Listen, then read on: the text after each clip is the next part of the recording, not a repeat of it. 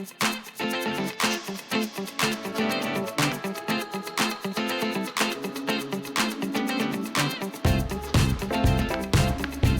turn to Part 1. Part 1. You'll hear an interview conversation between a banker and a customer. First, you have some time to look at questions 1 to 7.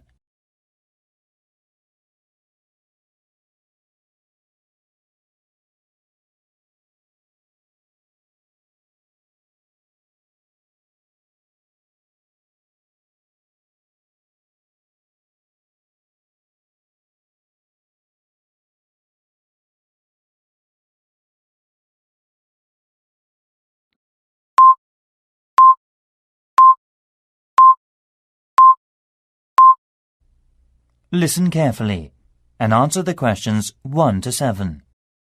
Hi, can I open a bank account, please? Sure, come on in. Make yourself at home. I'll just get some details for you. It won't take long. OK, right. What kind of account do you want? A deposit account. OK, I've got the application form here then. Have a look at this leaflet. We have several types.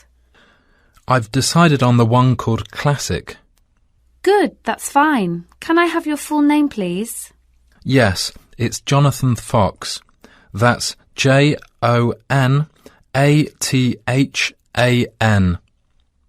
Oh, right. Thank you. And what's your date of birth, please? The 21st of January, 1970. Right. Do you have another bank account in the UK? No, not yet. This is the first one. OK, fine. And what is your address in the UK, sir? 10 Island House, South Quay. That's East London, isn't it? Yes. Near Canary Wharf, right? Yes, that's right. How long have you been at your current address? Just around 1 month, actually. OK, that's fine.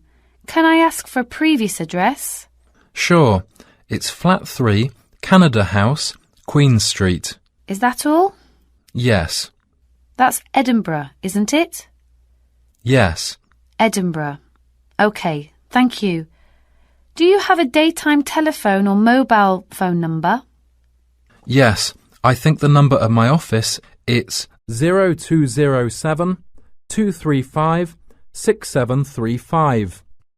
Would you like my home phone number too? Yes, please. It's 0204 675 1222. Lovely. Before you hear the rest of the conversation, you have some time to look at the questions 8 to 10.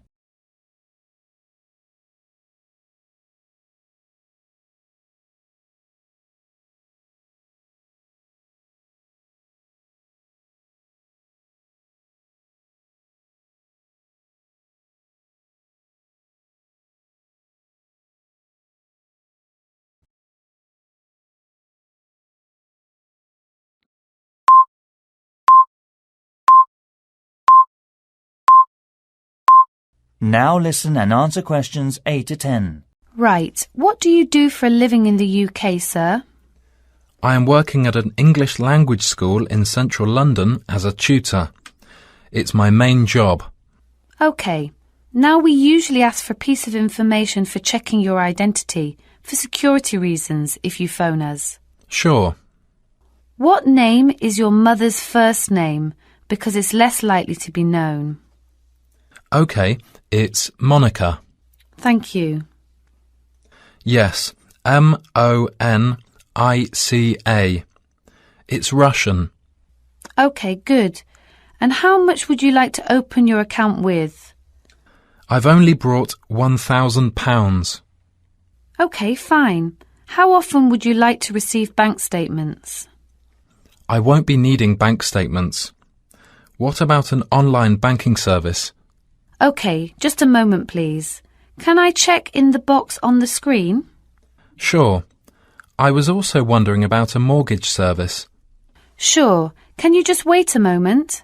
I'll introduce you to a mortgage marketing manager. Thank you. That is the end of Part 1. You now have half a minute to check your answers.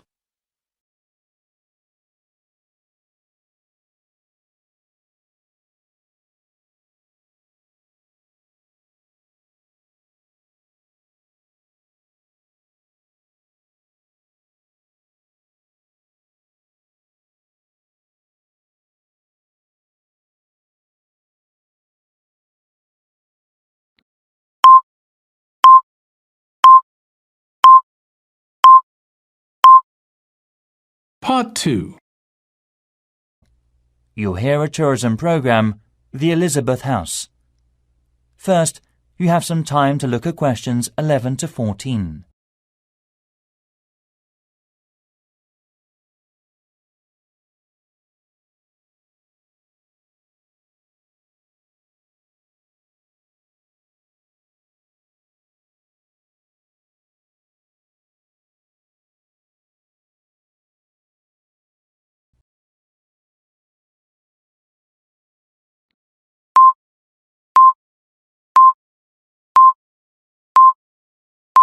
Now listen carefully and answer the questions 11 to 14.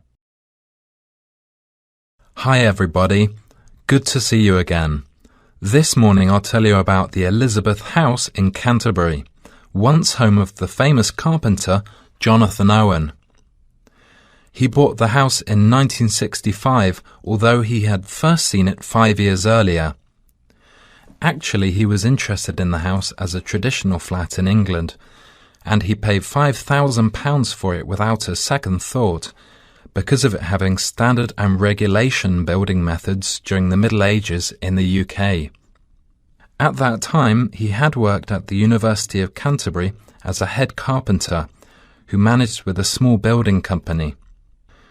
His professional success was abundant, but his family life wasn't so successful. His parents had suffered from diabetes and mental disease, and his brother Dan was ill with pneumonia. Moving to Elizabeth House, he started his new life. Jonathan considered the home a pure example of traditional East England country house and did some of his successful building structure work here. The backyard and garden of the house became calm and peaceful. The materials used to make the wall, chimney and roof were collected from the local area. Most of all, oak trees were in the front of the main gate. Before you hear the rest of the program, you have some time to look at the questions 15 to 20.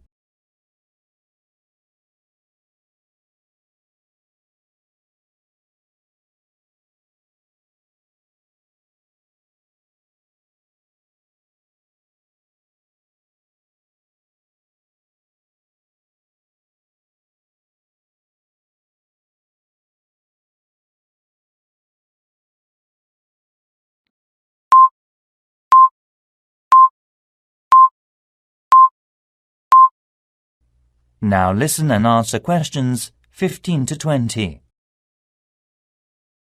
As you go up the path, there's the rose garden on your right, and you will find to your left an area which has interesting types of sunflower as well as some lovely carnation. It is known as the sun rainbow and was designed by his brother Dan, who had studied gardening arts in Paris. The next destination is the Japanese footbridge, with exotic Asian mountain plants and fruit growing on it.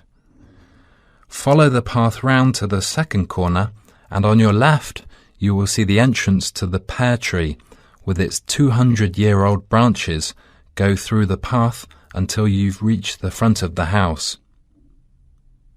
Now I'll give you a couple of hours to wander around this lovely building. Your tour guide will introduce and explain about its history and viewpoints to you. If you need to buy any of Jonathan's handbooks or other souvenirs, you can enter the house where you'll find the shop, which is located between the path and the water mill. I expect by this time you may also be in need of a rest and some refreshments from the snack bar. If you have a break, there is a lovely walk down towards the River Cotton. This is the best view for visitors. You can cross the field which spreads along the path close to the windmill. In autumn, this area will open a small event or festival which is definitely worth a visit. It is familiar a good place for growing strawberries. Every season most of the residents are ready to make local produce. Also, the local council helps to improve the grape festival by promoting and marketing it through online and offline methods. Last year, around 100 tons of grapes were harvested and sold at the city mall. We'll now have a good chance to see an orchard behind the house. That is the end of Part 2. You now have 30 seconds to check your answers to Part 2.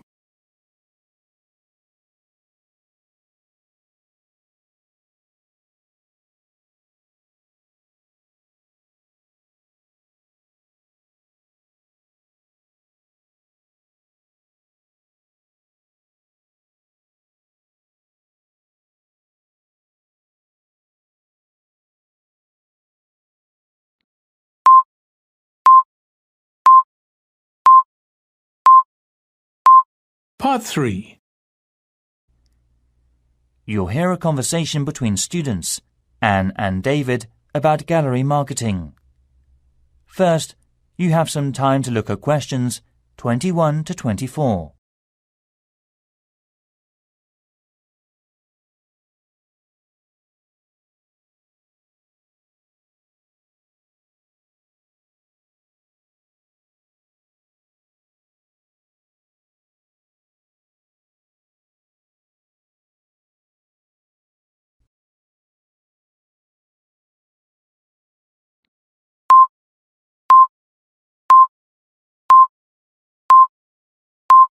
Now listen carefully and answer the questions 21 to 24.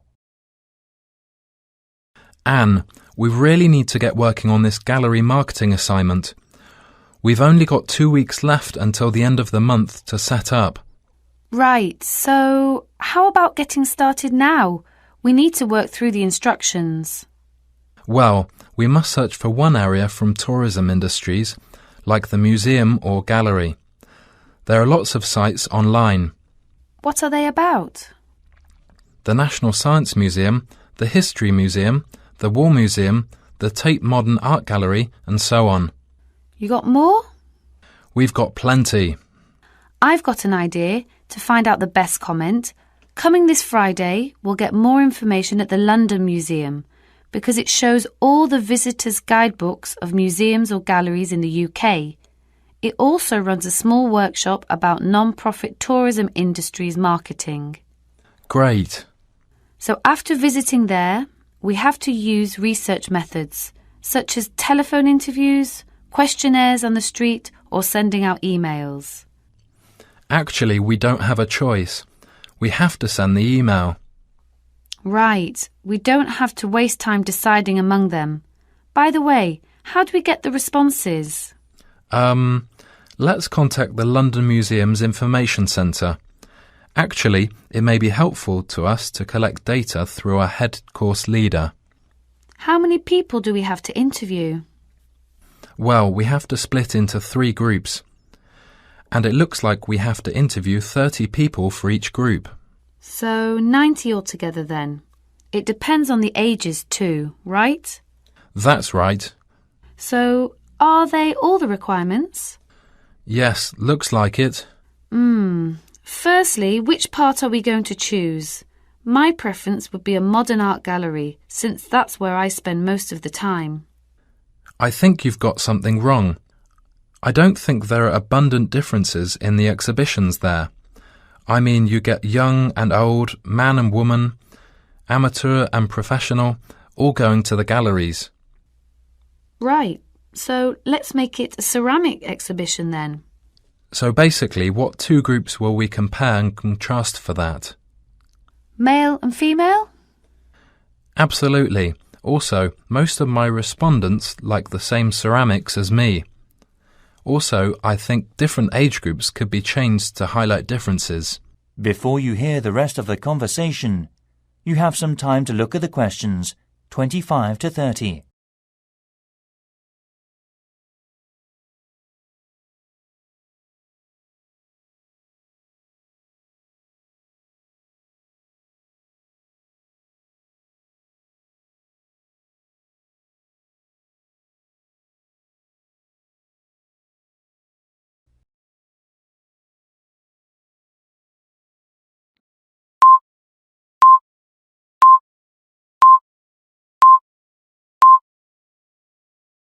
Now listen and answer questions 25 to 30.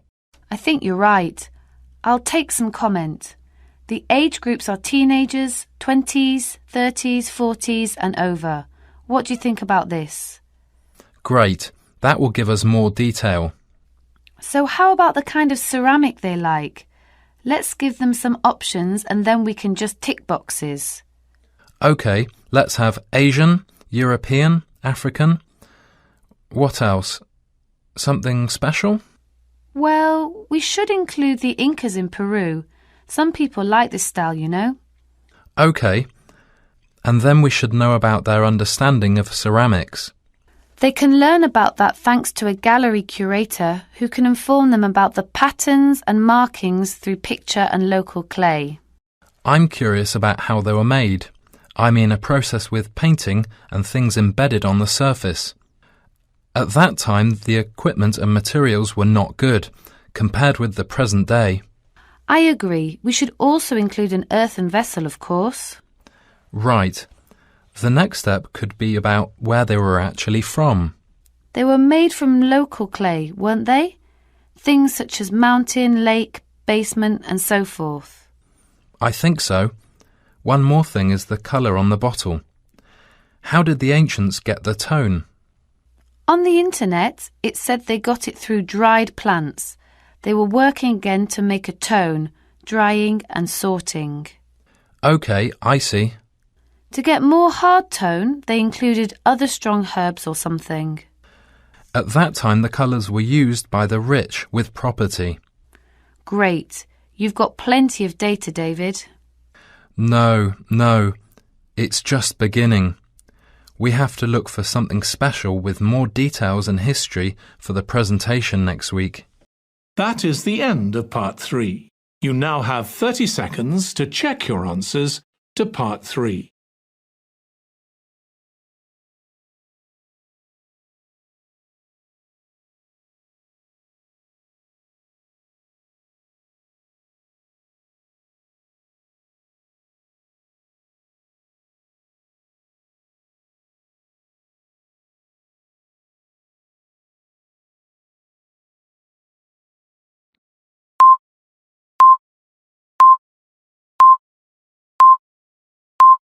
Part 4.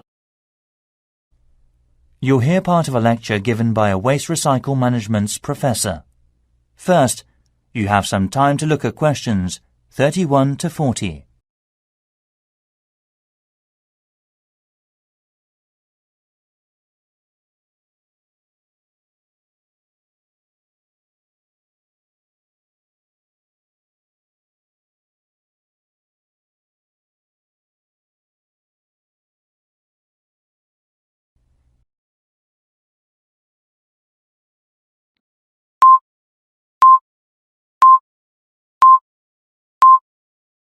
Now listen carefully and answer the questions 31 to 40.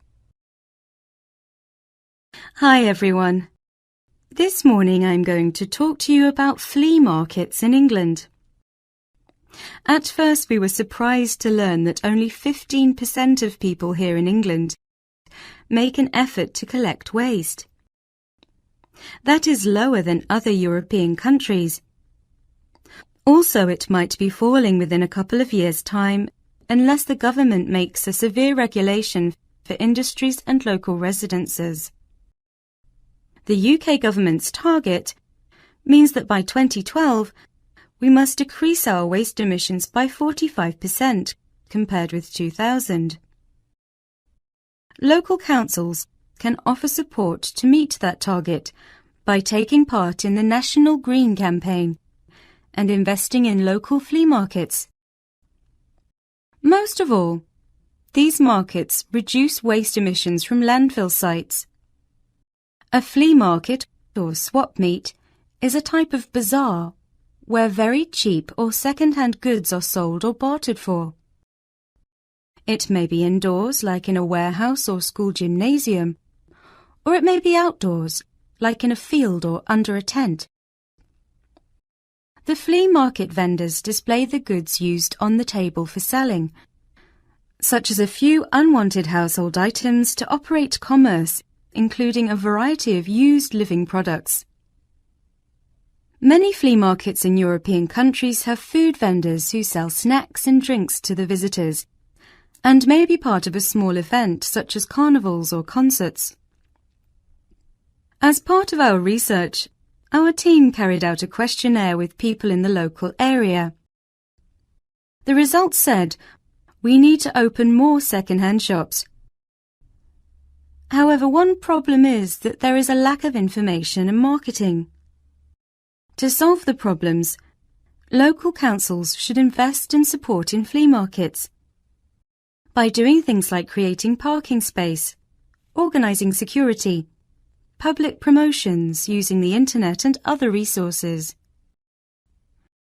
We were also surprised to discover how waste such as furniture, computers, kitchen tools, and other such things are reused.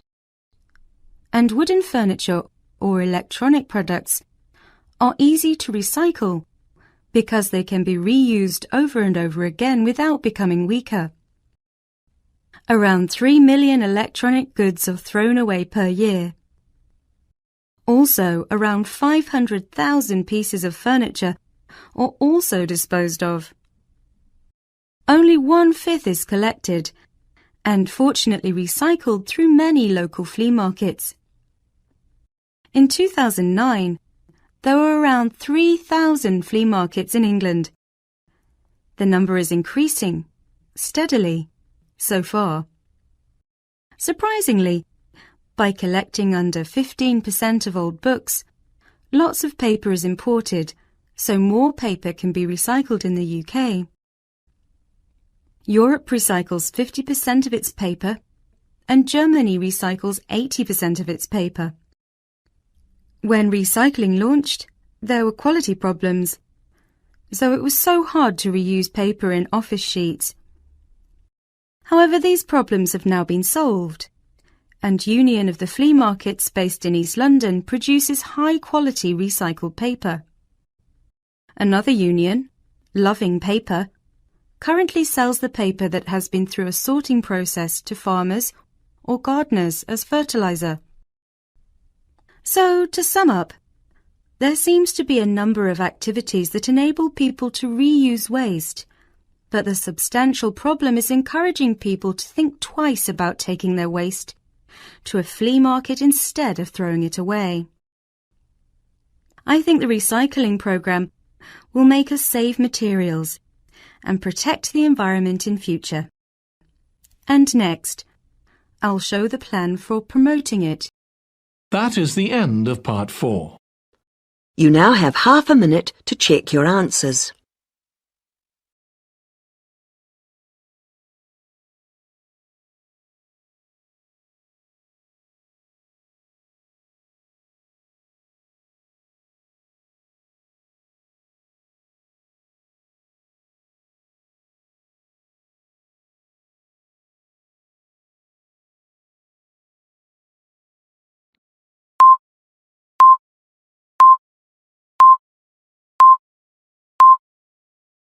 That is the end of the listening test.